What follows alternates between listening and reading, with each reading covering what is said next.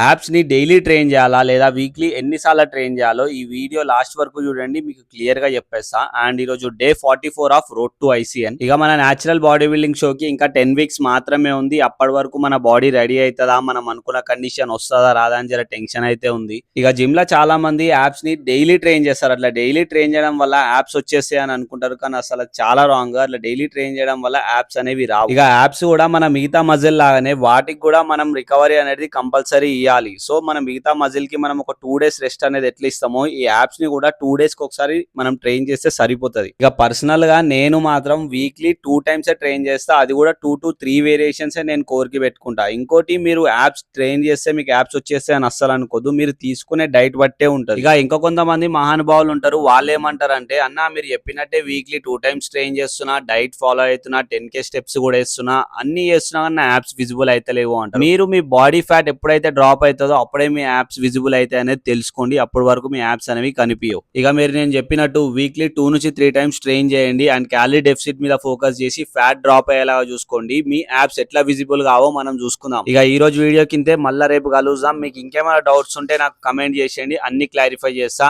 And follow కొట్టుడైతే మర్చిపోకు మామ.